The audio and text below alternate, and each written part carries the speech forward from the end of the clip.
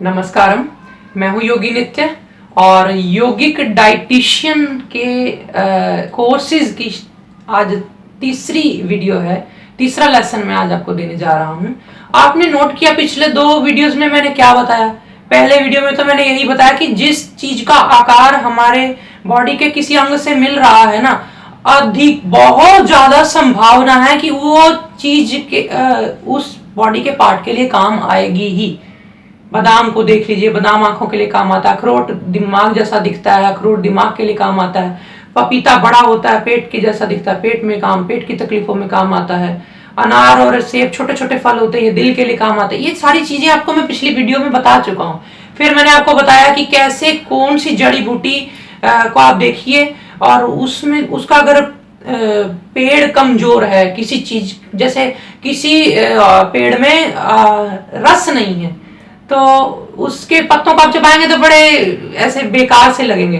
तो उस पेड़ में वो पीड़ा होती है कि मैं इस अपने फल को ऐसा नहीं रहने दूंगा, तो वो फल में पूरा रस भर देता है।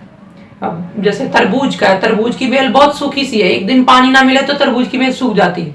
लौकी की बेल सूख जाती है कई बार बहुत गर्मी में, तो इनको पानी लगाते रहना पड़ता है। तो उनके अंदर एक पीड़ा होती है, क्योंकि हमेशा माँ बाप के अंदर एक चाह जरूर होती है कि मेरी संतान, मेरा बच्चा मेरे से ऊपर हो। तो वो कमजोर बेल अपना इतना जोर लगाती हैं कि अपने फलों में रस भर देती हैं पूरा। और जिन पत्तियों में कई बार रस होता है, कई पत्तियों में इतनी मिठास होती है, उनके ऊपर फल ही नहीं लगता, फूल ही नहीं इतने खास आते। क्योंकि उनमें खुद ही इतना वो चीज होती है, तो उनके अंदर वो पीड़ा नहीं है अपनी संतान के लिए, तो उनमें फल नहीं लगते हैं। आप ऐसी चीजें बहुत सारी हैं, ये मैं आगे आने वाली वीडियो, अभी मैंने फिलहाल पिछली दो वीडियो में आपको सिर्फ इशारा किया है कि ये चीज ऐसे है, ये चीज ऐसे है। इतना डिटेल में बताया नहीं, क्योंकि वीडियो फिर बहुत लंबी हो जाती है और शायद अभी आपको इतना समय आप इंटरेस्ट ना भी दे पाए। तो शुरू में सिर्फ इंफॉर्मेशन, थोड़ी इर्द गिर्द का थोड़ा ऊपर से रिव्यू, मैं आपको थोड़ा ऊपर का व्यू दिखा रहा हूँ कि ऐसे आपने समझना है, ऐसे आपने डाइटिशियन का ये कोर्स करना है। तो आज मैं आपको बताऊंगा कि जिस तरह से हमारी प्रकृति, हमारे चारों तरफ जो भगवान ने बनाई है, पेड़ पौधे सब, जिससे हम आहार लेते हैं, हमारा जीवन चलता है, खाने की जो चीजें हमें मिलती हैं, जितना समय इनको उगने में लगता है उतना ही समय इनको पचने में लगता है। ये चीजें हमारी मॉडर्न मेडिकल साइंस नहीं बता रही है, ये बता भी नहीं सकती, ये हमारे आयुर्वेद के योग के ग्रंथों में लिखा है।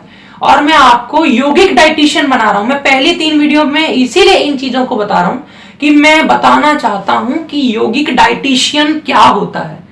अलग अलग डाइटिशियन काम कर रहे हैं, उनको नमन है मेरा, उनको साधुवाद है, उनको आशीर्वाद है, लेकिन मैं चाहता हूं कि आप ये ऋषियों का ज्ञान भी लें, तो अपनी डाइट की इस जर्नी को आप आगे बढ़ाएं। इतना कॉन्फिडेंस आप फील करेंगे, इतना कॉन्फिडेंस फील करेंगे कि अरे ये चीज तो ऐसे ही होनी है। आपको कोई, आप किताब नहीं भी पढ़ी होगी, आपको कोई आप डर नहीं होगा, आपको कोई ये नहीं कह सकता, आप कहीं सहम नहीं जाएंगे, ओहो ये वाकई में गलत तो नहीं है, सही तो नहीं है।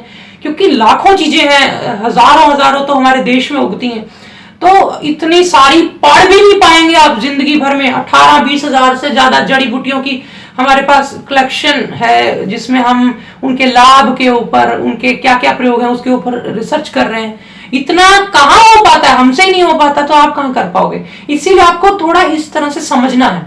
जैसे आज का जो मेरा लेसन है तीसरा, कि कोई भी चीज अगर उगने में टाइम लगाती है, प्रकृति उसे धीरे धीरे उगाती है, तो वो बहुत न्यूट्रिशियस होगी, इतना हमेशा याद रखना, बहुत ज्यादा न्यूट्रिशियस होगी। और एक उसको पचने में भी ज्यादा टाइम लगेगा। जैसे आप बादाम और अखरोट देखिए, बहुत समय लगता है इनको उगने में, इनके पेड़ों को भी, इनके जैसे आम है, आम का पेड़ भी 20-20 साल लग जाते हैं पेड़ उगने में, तो फिर उसके ऊपर आम आते हैं। इसका मतलब इसको ज्यादा टाइम लगा उगने में, तो इसका फल भी बहुत पौष्टिक है, इसमें बहुत सारे न्यूट्रिशन होंगे। इसको समझिए थोड़ा, मैं और 2-4 उदाहरण देता हूं, आपको समझ में आना शुरू हो जाएगा। आप मेरी तरह दिमाग थोड़ा, जैसे मैं खुला छोड़ करके दिमाग को सोच में लगा, इसमें तैरा रहा हूं, अपनी जो विजुअलाइजेशन लगा रहा हूं, आप भी लगाइए। कोई चीज बहुत जल्दी उग जाती है, जैसे खरबूजा है, खरबूजा तो आज इतना छोटा सा है, रात को सुबह इतना बड़ा हुआ होगा। ये खरबूजा, तरबूज, ये जल्दी उगने वाली चीज है। ककड़ी, खीरा और ये छोटे छोटे फल जो गर्मियों में आते हैं, बड़ी जल्दी उग जाते हैं। इनको रात को इतनी पतला सा खीरा होगा, सुबह इतना बड़ा हुआ होगा, सुबह इतनी बड़ी लौकी हुई होगी, रात रात भर में। मैंने तो खुद देखा है, आप कई लोग गांव से होंगे, उनको पता होगा, और अगर नहीं पता है तो आप थोड़ा पता करिए, क्योंकि ये मैं आपको कागजों में डाइटिशियन नहीं बनाने वाला, मैं आपको जमीनी ऐसी चीजें सिखाना चाहता हूँ जो ऋषियों की हैं, जो हमारे ग्रंथों की हैं, जो आप डीप में अगर आप अनुभव करें तो आप समझ पाएंगे।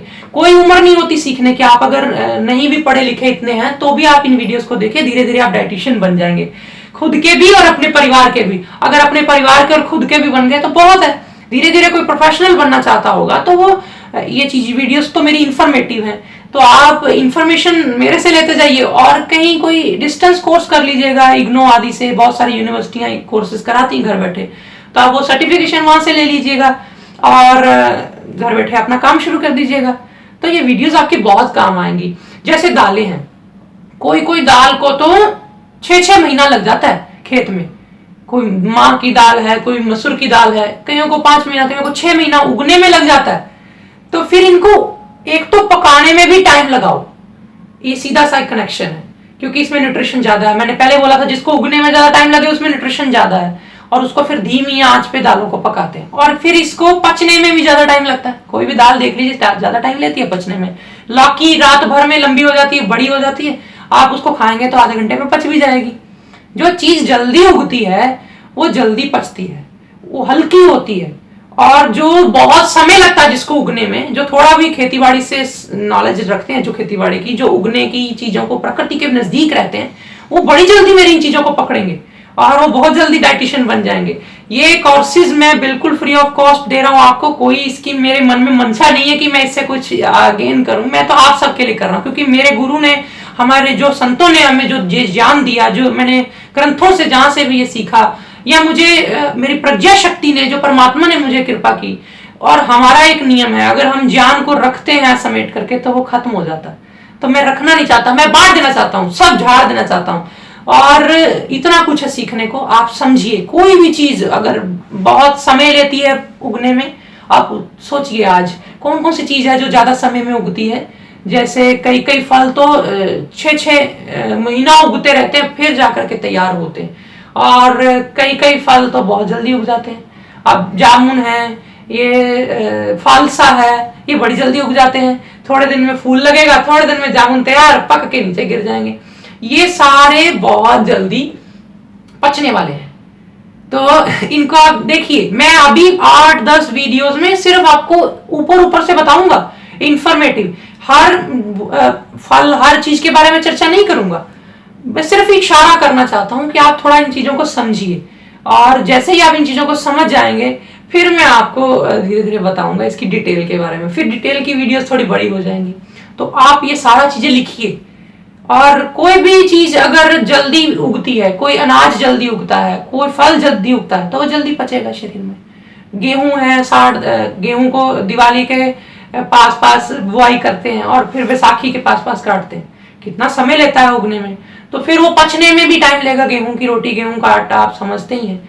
और अगर आप कोई ऐसी चीज लें, जैसे कोई हल्का फुल्का कोई अनाज हो जाए, जैसे कोई ओट्स हैं, जौ हैं, जौ थोड़े हल्के होते हैं। क्यों? क्योंकि जौ गेहूं जितना टाइम नहीं लेते, थोड़ा कम लेते हैं। जितना जितना टाइम कोई चीज उगने के लिए कम लेगी उतनी जल्दी जल्दी पचेगी, जितना टाइम ज्यादा लेगी उतना वो ज्यादा देर से पचेगी।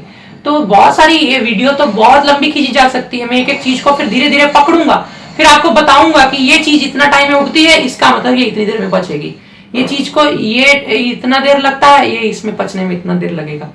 धीरे धीरे आप पेशेंट के साथ जुड़ जाएंगे, पेशेंट के अंदर तक उसके साथ औषधि के साथ जुड़ जाएंगे आप।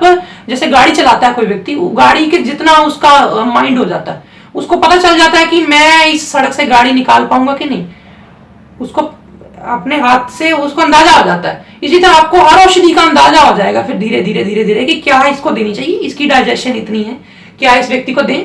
आप इन चीजों को इतना गहराई से समझ जाओगे, आपको किताबों से पढ़ करके ये चीजें नहीं सीखी जा सकती, मैंने भी गुरुओं के सानिध्य में रह के सीखी हैं।